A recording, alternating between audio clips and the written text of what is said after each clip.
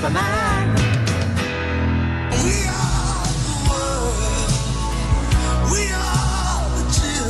Un autre sujet international cette fois-ci, c'est la situation à Gaza qui fait réagir la communauté internationale. Cette fois-ci parce que ce sont des humanitaires de toute nationalité, notamment occidentale. On a là des gens du Royaume-Uni, de l'Australie et autres qui ont été tués par un tir de l'armée israélienne. Dans le même temps, un poste diplomatique iranien était visé également par des frappes de l'armée israélienne. On ne parle plus de la situation sanitaire et humanitaire à Gaza, famine, 32 000 morts selon le ministère de la Santé tenu par le Hamas, mais les images de l'hôpital Al-Shifa parlent d'elles-mêmes, un hôpital rasé. Est-ce qu'on peut parler maintenant en droit international de génocide? C'est la question que nous allons poser à notre invité Jean-Pierre Mignard, avocat et essayiste. Bonjour. Bonjour. Qu'est-ce que, en réalité, montre la riposte d'Israël aux événements du 7 octobre? Est-ce qu'on peut, comme certains veulent le faire, parler de génocide dans la bande de Gaza? C'est-à-dire, certains, c'est pas certains, c'est la Cour internationale de justice, c'est-à-dire la plus haute juridiction mondiale, qui est une des créations de l'Organisation des Nations Unies, et qui est composé de magistrats, en général des professeurs de droit, ayant exercé dans toutes les grandes universités du monde, et qui sont des juristes éminents, reconnus, et jusqu'alors non critiqués dans leurs décisions au sens de leur intégrité intellectuelle. Voilà. Et oui, je pense qu'elle dit, cette Cour internationale de justice, elle dit que la nature de l'offensive israélienne est de nature à être potentiellement, à causer potentiellement un génocide. C'est-à-dire qu'elle décrit une réaction israélienne dont l'ampleur, l'incertitude sur les cibles et les dommages qu'elle cause peut être en effet un facteur de génocide. Donc, celle qui utilise le mot en disant potentiellement, c'est pas des commentaires de plateau ici ou là, dans des manifestations. C'est la Cour internationale de justice. Alors, de deux choses l'une, où on reconnaît que c'est encore dans le droit international que les choses se règlent, et on reconnaît l'autorité de la Cour internationale de justice, où on dit c'est fini, c'est-à-dire il n'y a plus rien. Bon, moi, je le pense. Sinon, c'est la dernière branche à laquelle on peut s'accrocher. Il y en aura bientôt plus d'autres. Quand on voit, on en parlait en première partie d'émission, les attaques à l'état de droit, à la liberté d'expression, à la liberté de penser même, on peut quand même s'inquiéter de la suite sur la justice internationale. Moi, ce qui me choque, et je pense de nombreux... Pardon, je vous interromps un court moment. Ce n'est pas de s'inquiéter sur la justice internationale qui, sur ce point, a scrupuleusement rendu sa décision en l'état de ce qu'elle possédait. C'est que la justice, Monsieur Poulain, si elle n'a pas de force, elle n'est rien. Ouais. Le droit sans la force, ce n'est rien. Le droit, c'est l'habit de la force. S'il n'y a pas la force, il n'y a rien. Et aujourd'hui, il n'y a rien. Mais justement, la force, enfin, le nombre de résolutions de l'ONU qui n'ont jamais été respectées par Israël depuis des années, qui font qu'on en arrive à cette situation. Bah oui, mais c'est autre chose. C'est là aussi un problème. Non, bien sûr que c'est le problème. C'est-à-dire que vous avez... Enfin, Israël n'est pas le seul. C'est un membre de l'Organisation des Nations Unies qui s'assoit sur les résolutions de l'Assemblée Générale des Nations Unies. On n'est pas le seul. Il y a quand même longtemps que l'ONU est démonétisée. Alors, quand on n'y connaît pas grand-chose, donc on ne veut pas être de bonne foi, on dit c'est l'ONU. Non, le problème de l'ONU, c'est comme la Société des Nations avant la Seconde Guerre mondiale. Quand les États partent et qu'il n'y a plus de force, que faire? C'est comme les décisions de la Cour pénale internationale. La Cour pénale internationale, à part 15 agents qui protègent le siège à La Haye et quelques huissiers, c'est toute la force dont elle dispose. Il faut que les États mettent leur force au service des juridictions, sinon les juridictions, que voulez-vous que je Mais dise, justement, elles ne peuvent rien. Les États, enfin, on voit une hypocrisie de la part des gouvernants internationaux. Quand on voit le silence pendant des semaines sur la souffrance des Gazaouis, comme si les Palestiniens n'existaient pas, et puis là, on prend la parole parce qu'il y a 7 humanitaires occidentaux qui ont été tués par une frappe de l'armée.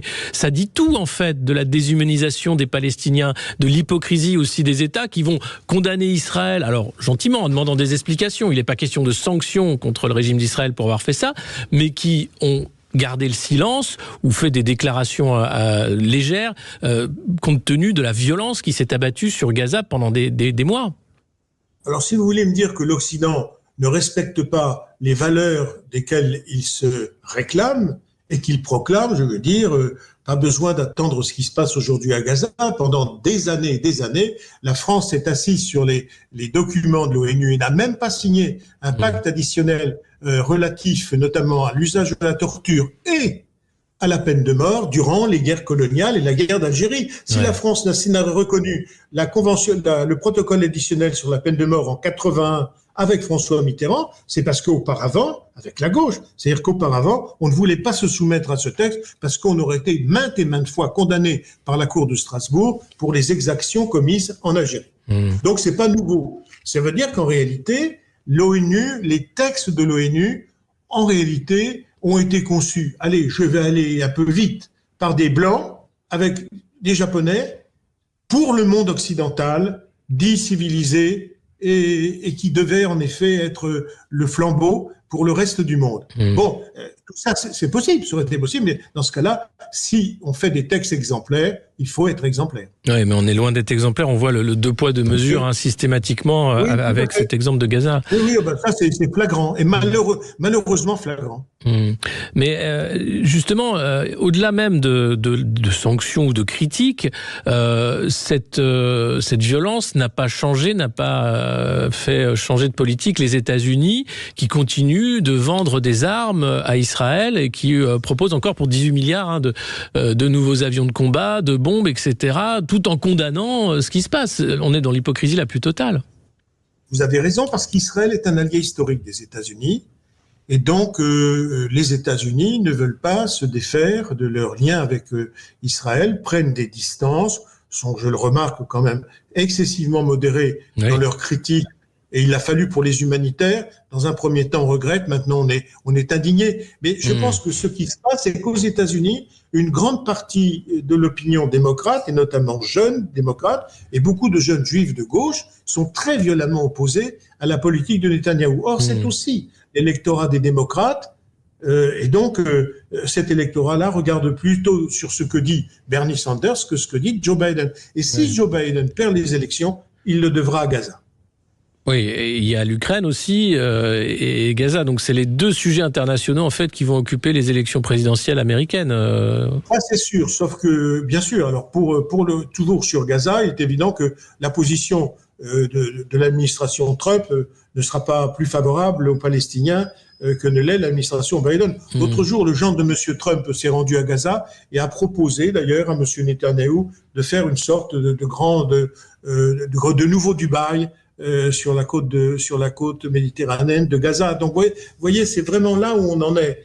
Donc, les Palestiniens, donc le leader du monde occidental est défaillant, mais enfin, depuis la guerre du Vietnam, on en a vu d'autres, et puis la guerre d'Irak, bien évidemment. Et maintenant, alors l'Europe est complètement dispersée entre l'Espagne et l'Irlande, qui ont des positions très nettes et qu'il faut saluer au sein de l'Union européenne. Par exemple, la France a perdu beaucoup de son influence par ses hésitations, son soutien inconditionnel, dit la présidente de l'Assemblée nationale, qui aurait dû réfléchir avant de parler, et qui a perdu tout ce que la France avait de position juste par les positions du général de Gaulle en 67. Il a toujours refusé de reconnaître les nouvelles frontières. Deuxièmement, par François Mitterrand, souvenons-nous, la Marine nationale va sauver Yasser Arafat et la direction de l'OLP lorsqu'ils sont retranchés à Tripoli, c'est pas mince. Et puis Chirac, dont la position était nette. Souvenons-nous qu'il fait rendre les honneurs militaires à la dépouille d'Arafat. Depuis, c'est fini. Nicolas Sarkozy a choisi de réintégrer le commandement de l'OTAN et l'alignement est total. Enfin, il y avait le secrétaire d'État Anthony Blinken à Paris lundi avec Stéphane Séjourné. On voyait qu'il n'y avait aucun désaccord et limite c'était un élève qui rendait sa copie au proviseur. Sarkozy a été ultra-atlantiste. Hollande a tenté de faire une conférence sur la Palestine. John Kerry est venu comme représentant des États-Unis. En une matinée, il a tué la conférence. Non, depuis Sarkozy, la France n'a plus aucune distance vis-à-vis des États-Unis, ce qui est catastrophique parce que c'était utile au monde entier et aux Palestiniens et même aux Israéliens que la France puisse jouer un rôle notamment médian. C'est fini. Alors, vous parliez de la justice sans la force. Aujourd'hui, quelle solution existe pour les Palestiniens, au-delà de l'offensive qui n'en finit pas de l'armée israélienne? Quelle sortie de crise possible par la justice internationale et par aussi la communauté internationale? Il faut que la justice internationale soit précise. Il y a quelques jours, la Cour internationale de justice a repris son ordonnance sur les risques potentiels de génocide en disant « Attention, la famine, c'est effectivement un cas de génocide. » Parce que dans le petit c de l'article 2 de la Convention pour la prévention du crime, on parle de soumission intentionnelle du groupe, donc ça c'est le groupe des Gazaouis, à des conditions d'existence devant entraîner sa destruction physique totale ou partielle. Physique, totale ou partielle. Le génocide, ce n'est pas que la destruction de tout le groupe ou de toute la race. Je mets des guillemets, c'est même partiel. On sait bien ce à quoi nous assistons. Et sans recours au-delà de cette discussion à la Cour de justice. Oui. Mais après ça... Alors, donc, c'est important que ce soit l'Afrique du Sud, qui est un grand pays. Nelson Mandela a toujours été intransigeant sur la question palestinienne, intransigeant. Et c'est important que l'Afrique du Sud, en héritage, ait pris cette décision. Autant c'est important, beaucoup d'États ont rejoint. D'ailleurs, l'Irlande, l'État irlandais de l'Union européenne vient de rejoindre l'Afrique du Sud, mais Monsieur Poulain, c'est pas pour autant que ça donne des troupes, c'est pas pour autant que ça donne des moyens, c'est pas pour autant que ça donne la force, c'est ça que je veux dire. Et en effet, beaucoup de vos éditeurs et d'autres disent, mais alors, ça sert à quoi? Ça sert à pas grand-chose. Si, c'est moralement très important, parce que ça montre qu'il y a quand même une règle internationale, une règle éthique et politique, mais il n'y a pas la force à son secours. Hélas. Merci beaucoup Jean-Pierre Mignard d'avoir réagi à cette situation catastrophique dans la bande de Gaza et aux questions que ça pose sur la puissance et la volonté de la communauté internationale.